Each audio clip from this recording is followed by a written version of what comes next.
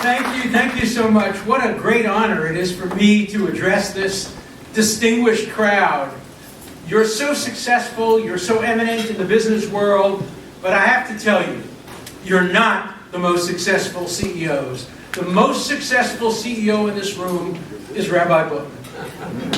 How many people could do what he's done? The way he operates his business plan is remarkable.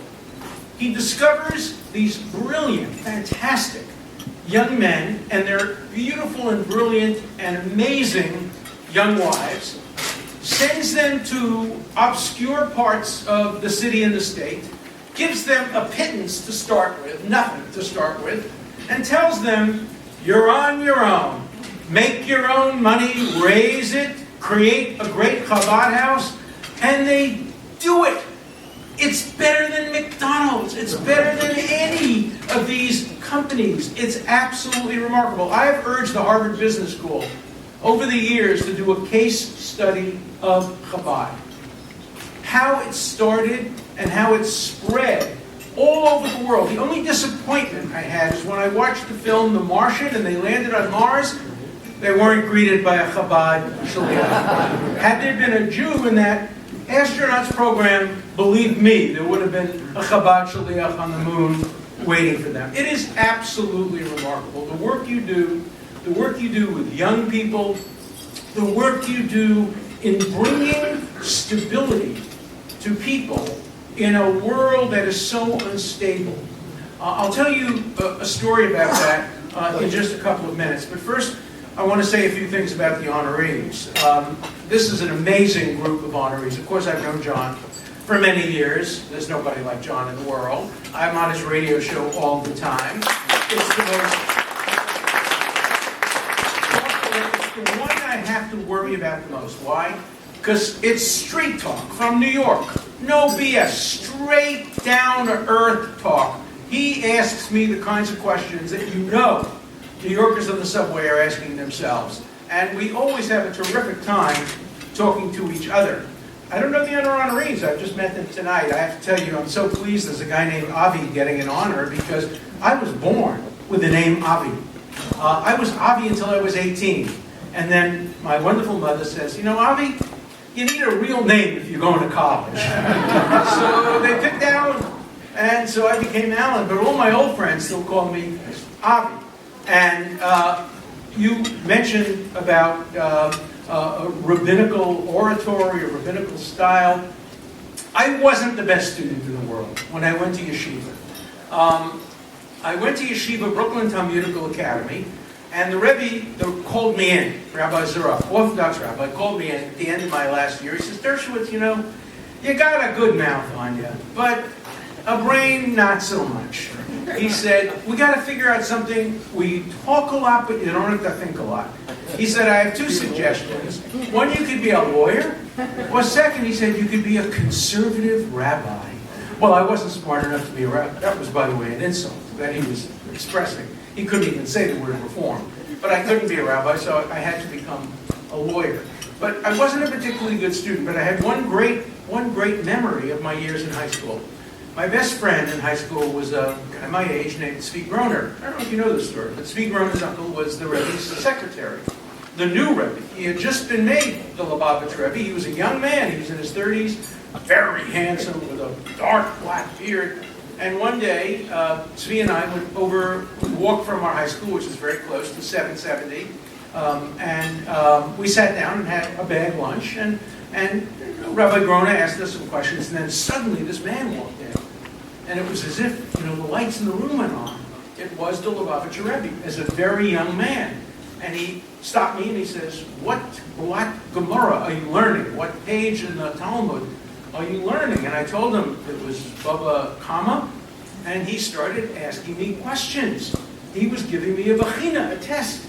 And remarkably, I passed it. Just happened to pick a page and a verse that I knew something about.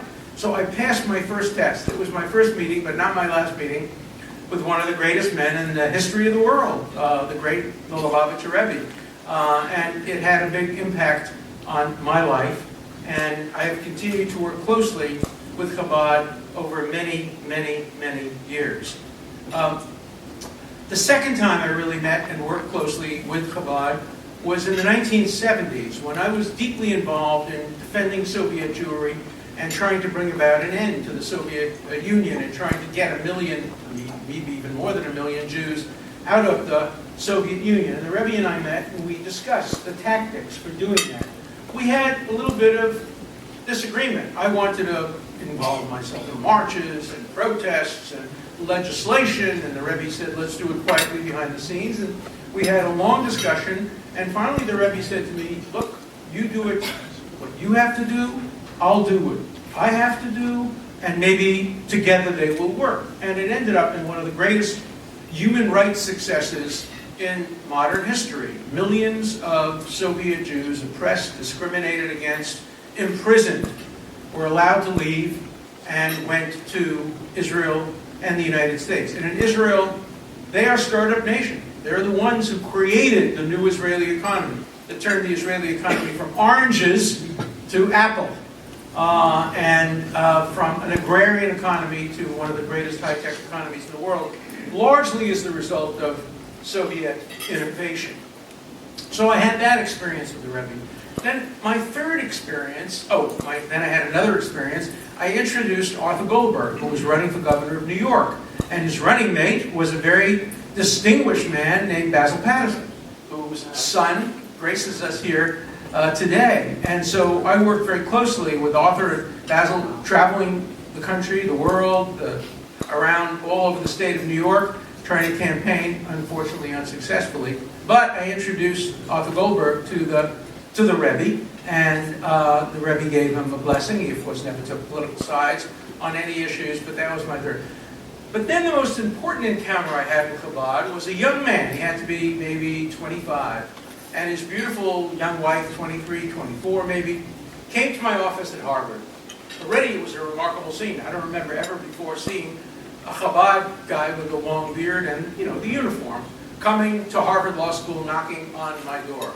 He says, Professor Dershowitz, can I have a minute of your time? Sure, sure. He says, everybody has rebuffed me. Why have they rebuffed you? He says, I want to start Chabad-Lubavitch at Harvard University. And they all laugh at me. They say, Harvard is a place of secular, intellectual, Brahmin, successful people.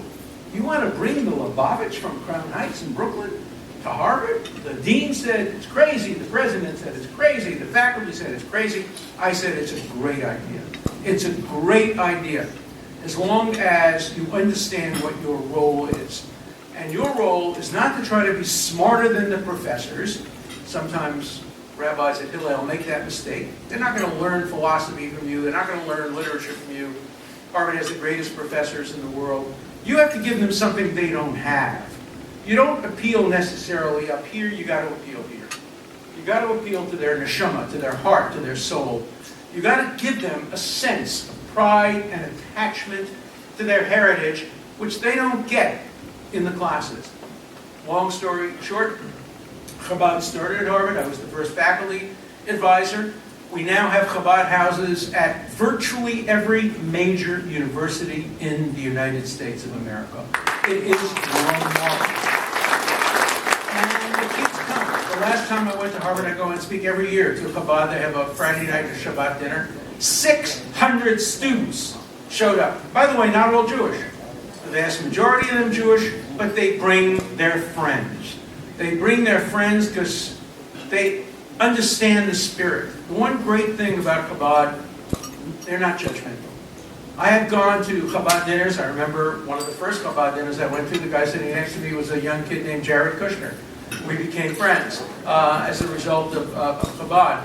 But on the other side of Jared Kushner, who went to an Orthodox school, you might find a guy with tattoos, with his motorcycle parked outside, with a ring through his ears and nose, and he feels a spiritual vacuum.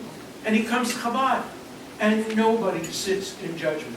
Nobody asks him how he's getting home after Shabbat. Nobody asks him whether he's going to shul tomorrow morning. They make everything available.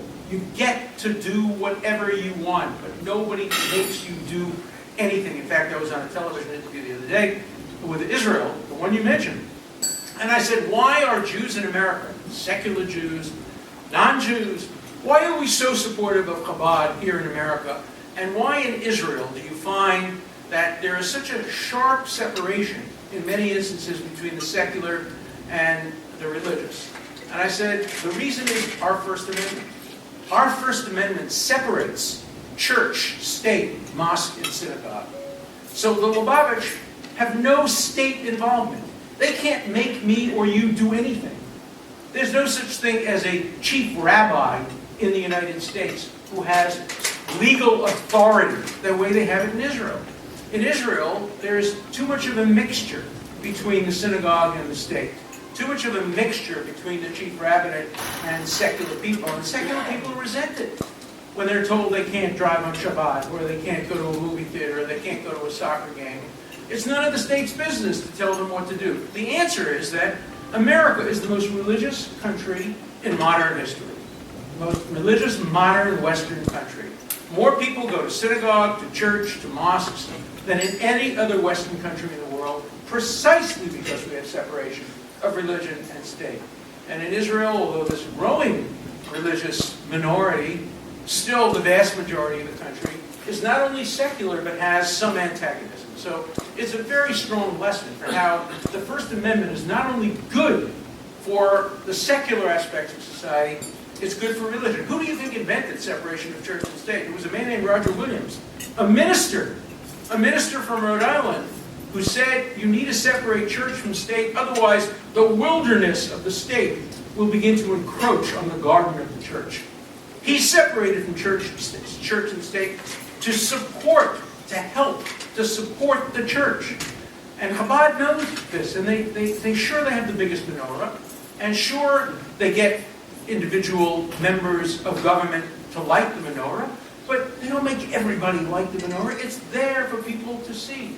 It's a part of showing our pride at being Americans and Jewish, and there's no inconsistency. We don't have dual loyalties any more than any other group in the country has multiple loyalties. We're a country of multiple loyalties because we're a mosaic, a quilt. The strength of America is that we have so many different elements, so many different religions, so many different ethnicities. And Chabad is one of the major representatives of Jewish faith and Jewish religion in America. So what has Chabad done on campuses? It's remarkable at a time when we see increasing pressure on Jews and supporters of Israel to assimilate and not to be Zionists and not to stand up for Israel. Chabad has become the strongest pro-Israel force, pro-Jewish force on college campuses around the United States just at the time when it was needed. More so today, I hate to say this because I'm also on the board of Hillel, more so than Hillels around the country, because in Hillels there's conflict. There's open Hillel, there's closed Hillel, there's people in Hillel who support Israel, there's people in Hillel who oppose Israel. With Chabad, it just shows a love for humanity and a love for people. And the support for Israel among Chabad has been amazing. And the remarkable thing about Chabad is it does things that are very provocative in the sense of supporting Israel on campuses where there's a lot of opposition to Israel. And Chabad is not controversial. Somehow it has managed not to be a lightning rod, but to be a protector. It doesn't create controversy on campuses. It brings people together. You have sometimes Palestinian kids who are very pro-Palestine, sometimes very anti-Israel, will come to a Chabad event just because they want to see how a different culture operates. We've had exchanges where we go to Ramadan dinners and they come to our dinners, and it really helps to build bridges on university campuses. So, we live in the best of times, and we live in the most dangerous of times, best of times. Look around.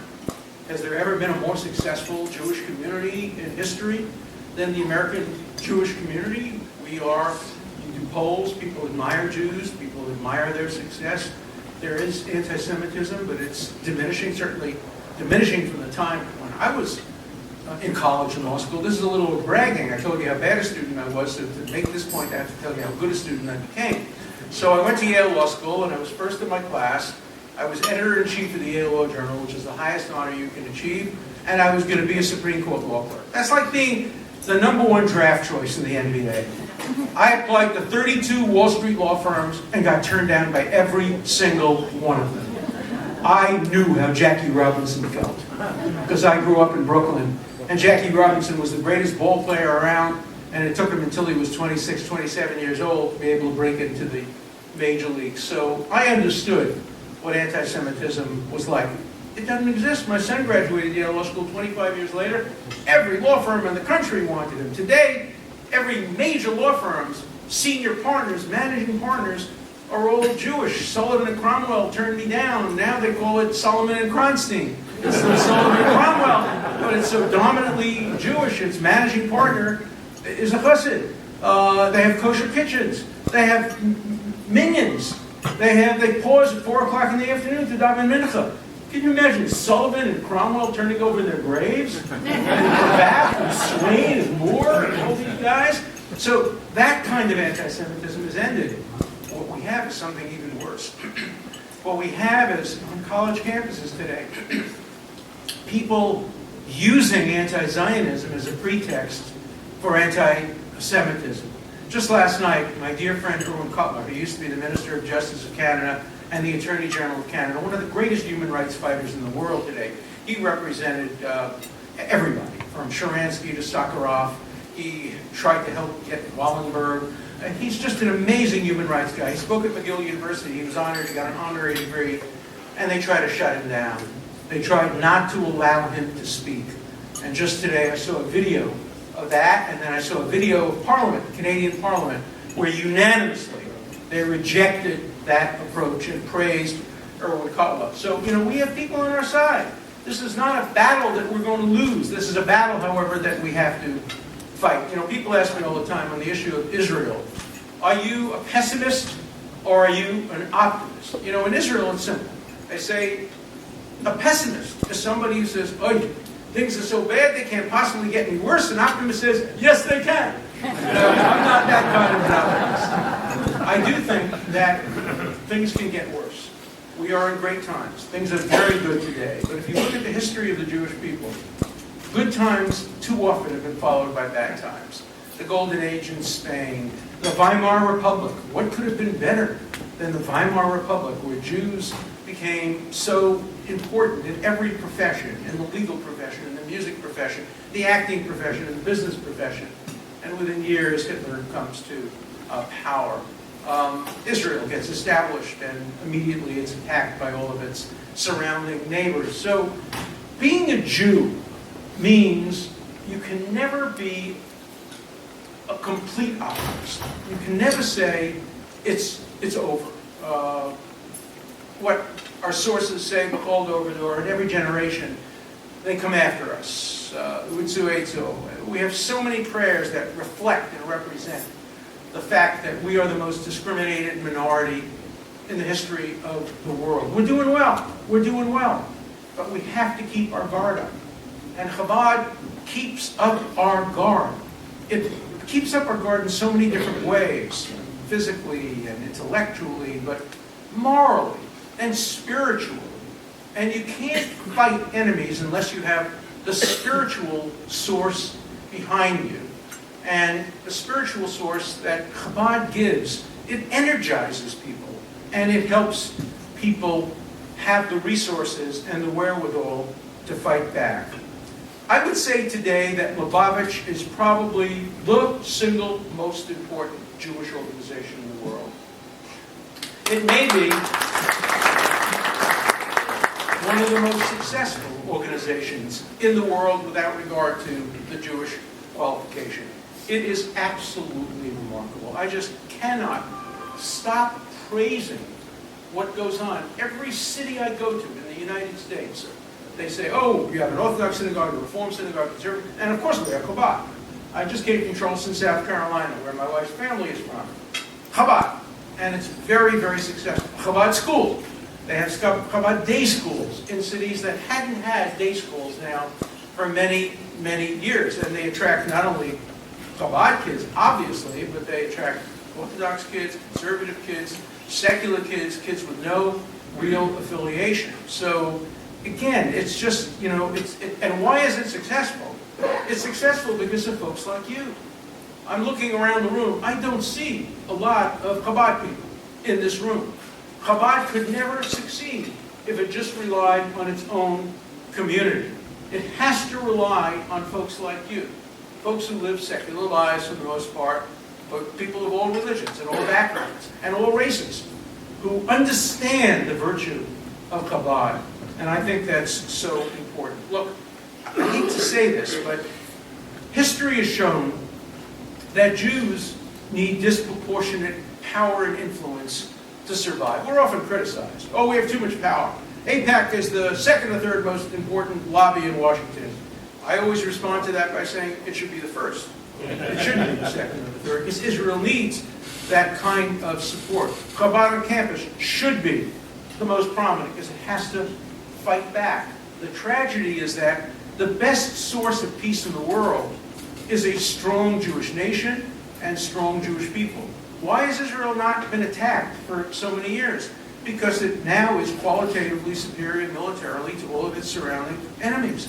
If it weren't an economic superpower and a military superpower, and now a diplomatic superpower, despite its being condemned at the UN all the time, it would be vulnerable. And when Jews are vulnerable, they are attacked. So the best way to defend in anticipation is to make sure that our institutions are strong. If you need a biblical source for it, just go back to the Psalms, which says, Hashem oz li'amo yitain. God will give the Jewish people oz, strength.